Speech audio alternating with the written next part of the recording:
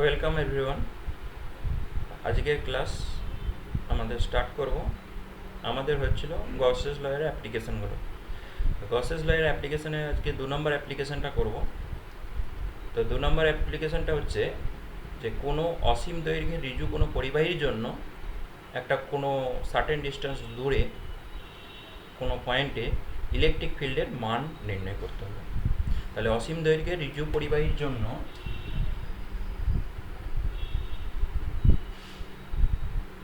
অসীম দৈর্ঘ্যের কোনো ঋজু পরিবাহীর জন্য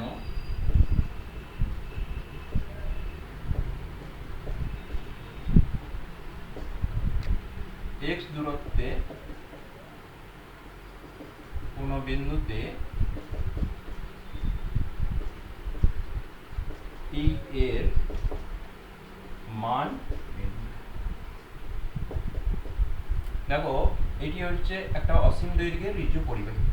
এটাও অসীমভাবে বিবর্ধিত, এটাও অসীমভাবে বিবর্ধিত।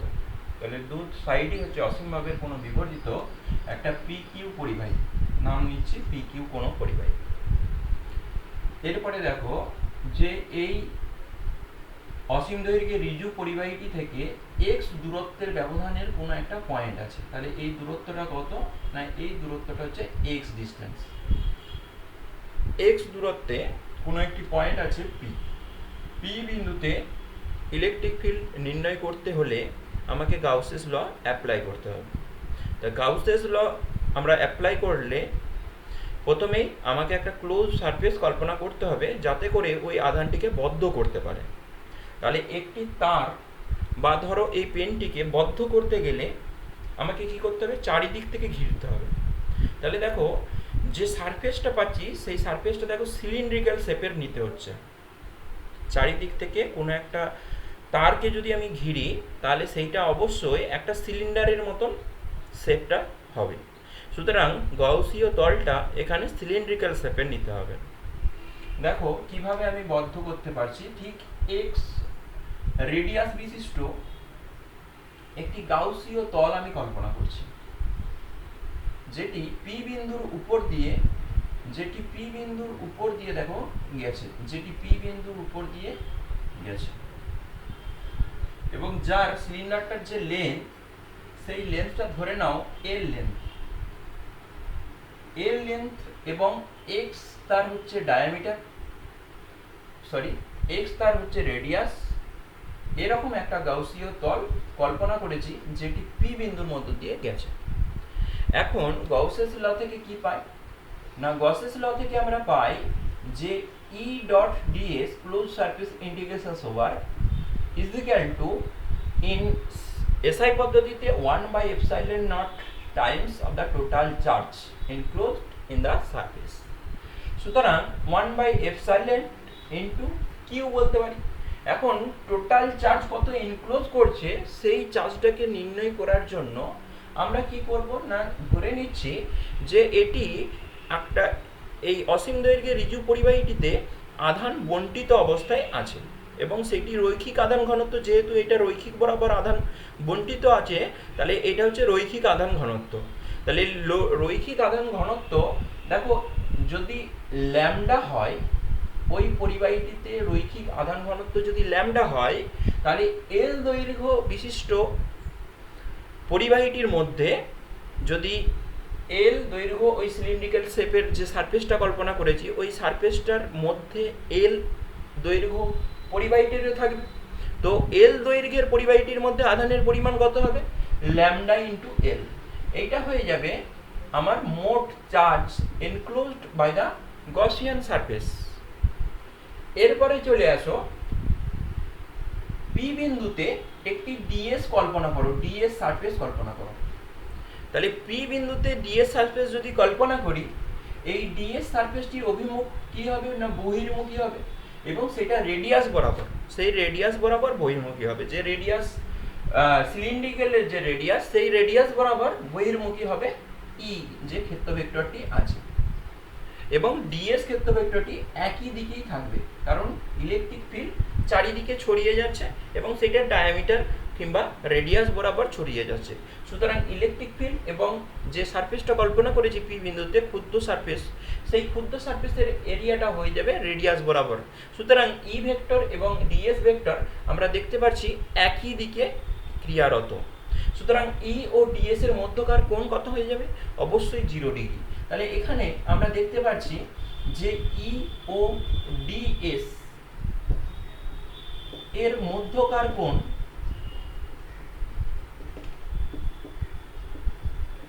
0 ডিগ্রি, কারণ তারা একই দিকে ক্রিয়ারত।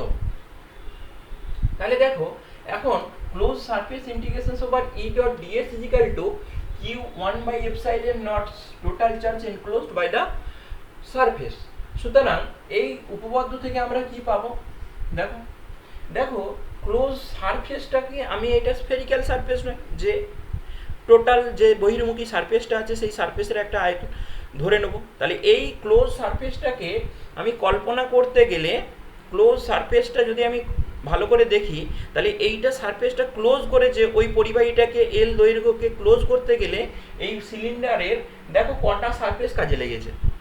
একটা দেখো আপার সাইডের প্লেন সারফেস আছে, লোয়ার সাইডেরও প্লেন সারফেস আছে, আর একটা দেখো চারিপাশের একটা গোলীয় শেপের একটা পার্শ্বীয় সারফেস আছে। সুতরাং তিনটে সারফেস দিয়ে ওই আধানটিকে ক্লোজ করা হয়েছে, ওই পরিবাহীর ওই এল দৈর্ঘ্যের অংশটিকে ক্লোজ করা হয়েছে। তাহলে সেই তিনটে সারফেস কি না, ধরে নিচ্ছি উপরের সারফেসটার নাম দিচ্ছি S1, নিচের সারফেসটার নাম দিচ্ছি S2,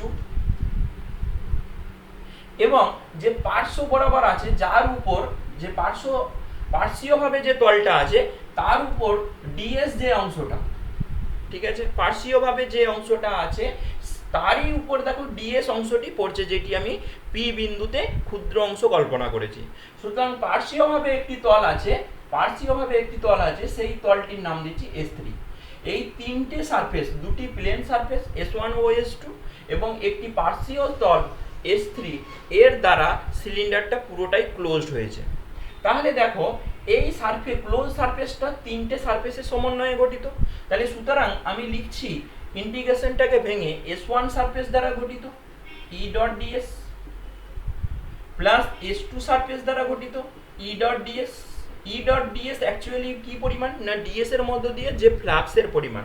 সুতরাং S1 সারফেসের যখন বলছি সেই সারফেসের ফ্লাক্সের পরিমাণ, S2 সারফেসের কথা যখন বলছি তখন সেই সারফেসের ফ্লাক্সের পরিমাণ, প্লাস S3 সারফেসের কথা যখন বলছি তখন সেই সারফেসের ফ্লাক্সের পরিমাণ। টোটাল যে ফ্লাক্স ওই ক্লোজ সারফেসের মধ্য দিয়ে সেই সংখ্যাটা হয়ে যাবে 1 by epsilon naught times of the total charge enclosed by the surface। সুতরাং কিউ ইন, যেটা কিউ ইন মানে হচ্ছে ভিতরে যে চার্জটা এক্সিস্ট করছে।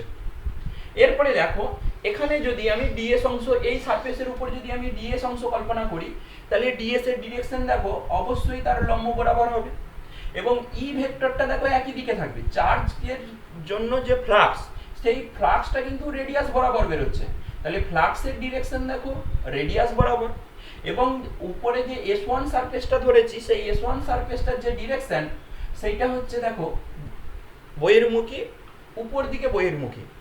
তার মানে ই আর ডিএস এর মধ্যে DS1 এর মধ্যে যে কোণটা, এটা যদি DS1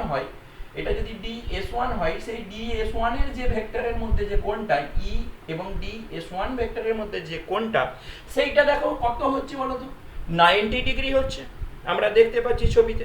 তাহলে এখন ই আর DS1 সারফেসের মধ্যে দিয়ে যে কোণ সেইটা হচ্ছে 90 ডিগ্রি। তাহলে সুতরাং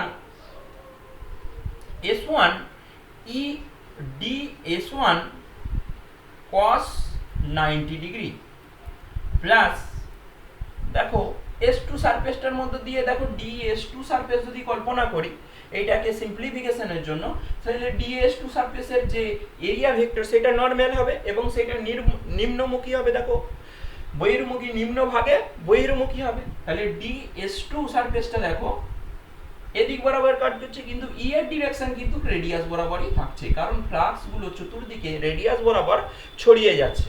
তাহলে এখানেও দেখতে পাচ্ছি ই আর ডিএস এর মধ্যে অ্যাঙ্গেল সেইটাও 90 ডিগ্রি। সুতরাং দেখো ই ডিএস টু কস 90 ডিগ্রি লিখতে পারি এস টু সারফেসের জন্য, পুরো সারফেসটার জন্যই দেখো ডিএস টু যদি সারফেস এবং ই যে ভেক্টরটা আছে সেই প্রত্যেকটা পয়েন্টে ওদের দুজনের মধ্যে অ্যাঙ্গেল হচ্ছে 90 ডিগ্রি। সুতরাং ইন্টিগ্রেশন যখন আমরা করছি প্রত্যেকটা সারফেসের জন্যই 90 ডিগ্রি হচ্ছে বলে আমরা থিটার মানটা 90 ডিগ্রি বস করালাম। এরপরে চলে আসো এস থ্রি সারফেসের জন্য। এস থ্রি সারফেসের উপর দেখো ডিএস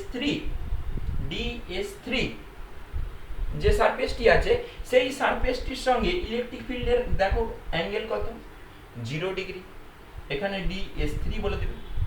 তাহলে এস থ্রি ইডিএস থ্রি কস 0 ডিগ্রি লিখতে পারি ইজিক্যাল টু দেখো কিউ ইনটা কত না Q in is equal to lambda into L বের করে রেখেছি। তাহলে ল্যামডা হচ্ছে তার রৈখিক ঘনত্ব এবং এল হচ্ছে তার দৈর্ঘ্য। তাহলে টোটাল চার্জ হচ্ছে ল্যামডা এল বাই দেখো এপসাইলন নট আছে। তাহলে সুতরাং এটাকে lambda L by epsilon naught আমরা লিখতে পারি। এরপরে দেখো cos 90 ডিগ্রির ভ্যালু 0, cos 90 ডিগ্রির ভ্যালু 0। তাহলে সুতরাং এই দুটো পার্টের জন্যই যে ভ্যালুটা আসবে সেইটা 0 ভ্যালু আসবে। তাহলে সুতরাং 0 প্লাস 0 প্লাস দেখো এখানে পার্শ্বীয় তলের কথা বলছি, একটা সিলিন্ড্রিক্যাল সারফেস। তাহলে সিলিন্ডারের যে কোনো একটা সিলিন্ডারের পার্শ্বতলের ক্ষেত্রফল হয় 2 পাই আর এল। আরটা হচ্ছে তার রেডিয়াস আর এলটা হচ্ছে তার উচ্চতা। তাহলে এখানে উচ্চতা দেখো এল এবং রেডিয়াস হচ্ছে এক্স। তাহলে সুতরাং পার্শ্বতলের যে ক্ষেত্রফল ই অ্যাজ এ কনস্ট্যান্ট, ই প্রত্যেকটা সারফেস দেখো পার্শ্বতলের উপর ইলেকট্রিক ফিল্ডটা কেন কনস্ট্যান্ট না ইলেকট্রিক ফিল্ড পার্শ্বতলের উপর প্রত্যেকটা পয়েন্টের ডিস্টেন্সই হচ্ছে এক্স, তার রেডিয়াসের উপর প্রত্যেকটা পয়েন্ট পার্শ্বতলের উপর প্রত্যেকটা পয়েন্ট আছে। সুতরাং ইলেকট্রিক ফিল্ড পার্শ্বতলের উপর সমান। তাহলে ইলেকট্রিক ফিল্ড সমান বলে অ্যাজ এ কনস্ট্যান্ট সে ইন্টিগ্রেশনের বাইরে চলে আসবে এবং ds2 ইন্টিগ্রেশনের মধ্যে থাকবে। এই ds2 ইন্টিগ্রেশন করছি মানে পার্শ্বতলের টোটাল ক্ষেত্রফলকে বোঝাচ্ছে। cos 0 ডিগ্রির মান 1 is equal to lambda L by epsilon naught আমরা লিখতে পারি। এরপরে দেখো এই রেজাল্টটা কি দিচ্ছে, এই রেজাল্টটা দিচ্ছে দেখো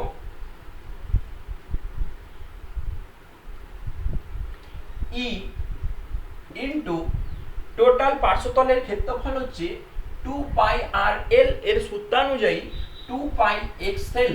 এটা আমরা লিখতে পারি সিলিন্ডারের যে পার্শ্বতলের ক্ষেত্রফল। এরপরে দেখো is equal to lambda L by epsilon naught. তাহলে ই ইজিক্যাল টু হয়ে যাবে 1 বাই, সুতরাং এল এল কেটে যাচ্ছে দেখো, তাহলে lambda by 2 pi x 2 pi epsilon naught x. এটাকে যদি আমি কনভেনশনাল ফর্মে লিখি অর্থাৎ 1/4 পাই এপসাইলন নট যদি আমি টার্মটা রেখে দিই, এটা যেহেতু আমাদের জানা টার্ম 1/4 পাই এপসাইলন নট এর ভ্যালুটি আমরা জানি, তাহলে 1/4 পাই এপসাইলন নট টার্ম দিয়ে যদি আমি লিখি এই এক্সপ্রেশনটাকে তাহলে লিখতে হবে দেখো 2 ল্যামডা বাই এক্স। তাহলে দেখো ইলেকট্রিক ফিল্ডের এক্সপ্রেশন হচ্ছে E is equal to 1/4 pi epsilon naught 2 lambda by x. তোমরা বুঝতে পেরেছো নিশ্চয়ই। আজকের ক্লাস এতদূর পর্যন্তই।